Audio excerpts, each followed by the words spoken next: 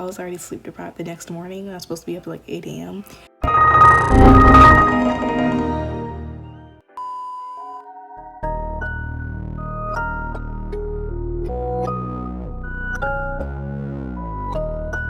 And this video is essentially going to be about how I got into Tufts University.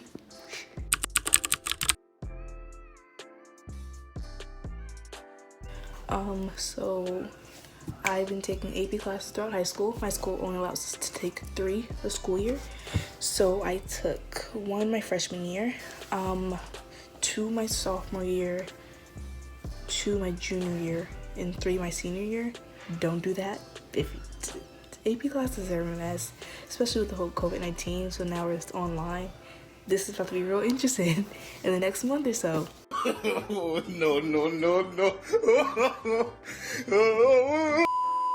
But yeah, so stats.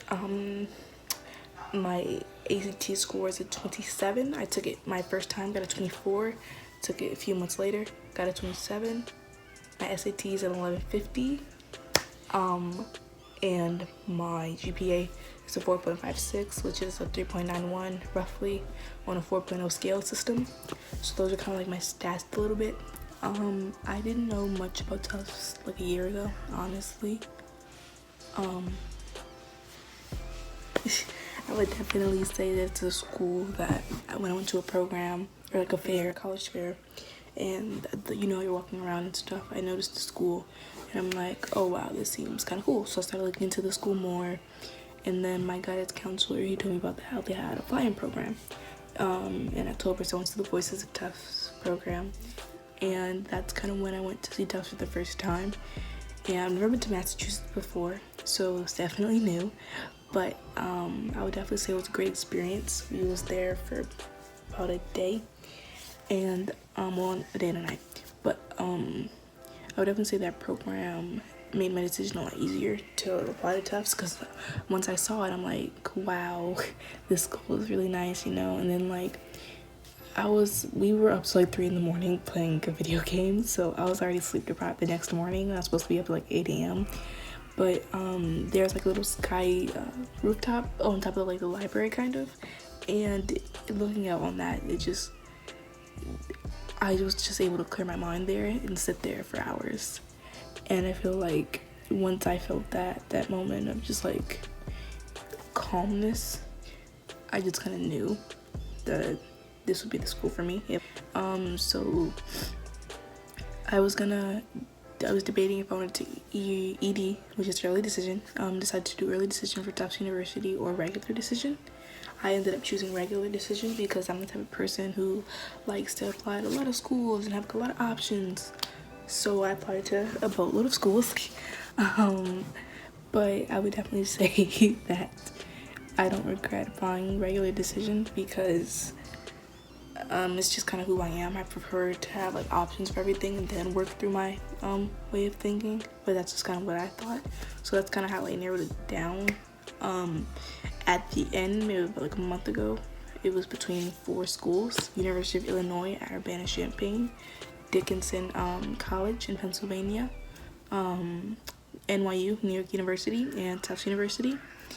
And I inevitably chose Tufts.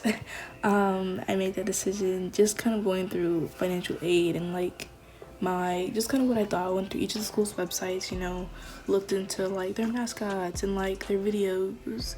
So I was going through like a lot of research and like really delving into each school, and I just kind of felt like Tufts was the place for me.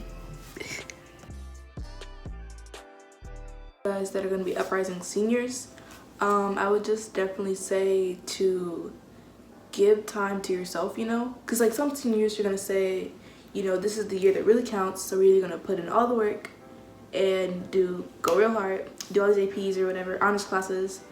Some seniors are going to be like, you know, more chill, lay back and take the easy courses because, you know, last year, what am I doing? Or it's somebody's like in the middle or a blend or whatever. I just wanted to say that no matter what you decide to do, always give time back to yourself, because your mental health is important. Oh my God! And I just feel like that's the one thing we kind of forget during the midst of senior year sometimes. Like, I think it also depends on what kind of school you go to. Like my high school, it was like you couldn't really slack off. I mean, you could slack off if you wanted to. You could take easier classes or just all honors or whatever you want to do really. But like I wasn't like that, so I felt like I still had to like do good because I was still in AP classes. I need my grades, and I just think that having that in mind, I always have to remember to always put my work first and then me second. But now, like coming out of high school, I'm kind of like, okay, well, I just need to make time for myself and do things for me that I genuinely enjoy. So that's kind of where that came from. So yeah, I would say take time for yourself, draw, you know, read or watch a movie or just like do something for you versus like for someone else or just for something else. And so that's the most important thing. Time for you. Second thing is, this is not the end of the world. If you don't get into your dream school or just that one school you had your heart set on since you're like a freshman or whatever, it's okay, you know?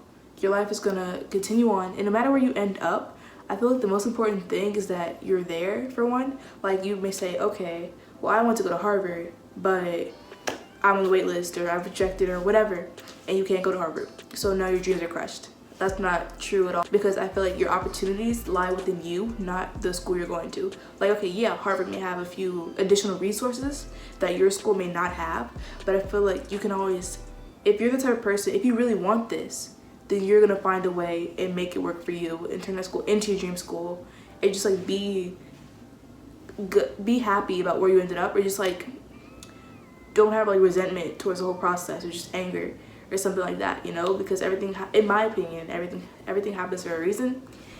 And I just think that we're all, I don't know, it just works out how it's supposed to, seemingly enough, unless it doesn't. And this is all some big conspiracy theory and the FBI agents are listening. Hi. But yeah, so that was the kind of second tip. Number 3 for incoming seniors, test scores. They're important, but they're not the most important thing in the world. Like, you may spend, okay, junior year you've already taken your SAT, ACT, so you're good. But senior year you may want to, like, you know, retake it and, you know, do better, or just achieve higher than what you achieved last year. I would just say don't get caught up in that, like, oh, again, you know, because you've already took the time, you've taken these tests, you prepare for them accordingly, hopefully, and you don't want to spend your senior year worrying about getting that perfect score for this test, and then you may not get into the school you want to go to.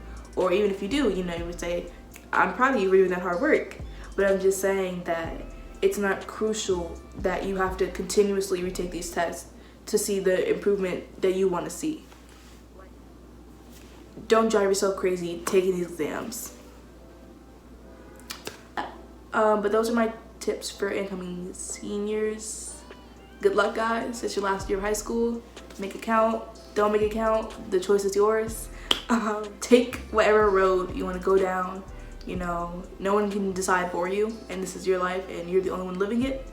So I would definitely say embrace life for what it is, your changes that are gonna occur, and just, that's the most important thing. Keep on